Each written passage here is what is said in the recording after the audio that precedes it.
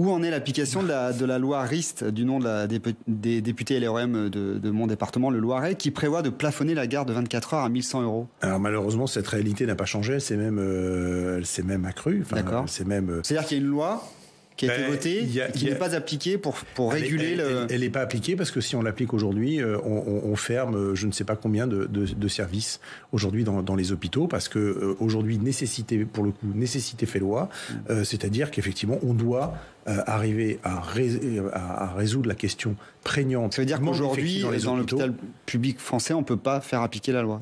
Aujourd'hui, sur ce point-là, évidemment. Aujourd'hui, cette loi, on en a demandé le report. Et le gouvernement a accepté le report de la mise en œuvre de cette loi parce que sinon, si on est trop drastique à ce moment-là, on se prive de milliers de soignants qui se sont mis. Mais comprenez que c'est compliqué à comprendre. Oui, bien sûr, c'est compliqué. Comment d'un côté on peut payer de manière un peu outrancière certains praticiens hospitaliers et d'autres qui sont très mal rémunérés. Je dénonce depuis des années ce système. Ça coûte 1 milliard d'euros à peu près à l'hôpital.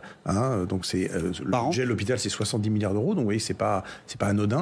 1 milliard d'euros par an. Ces gardes-là, ça coûte 1 milliard d'euros par an. C'est le coût de l'intérim, c'est-à-dire ces médecins, mais il n'y a pas que des médecins, il y a aussi des infirmières, mais c'est surtout les médecins qui se mettent en intérim parce qu'effectivement, ils gagnent jusqu'à 2 000 € par jour pour une vacation.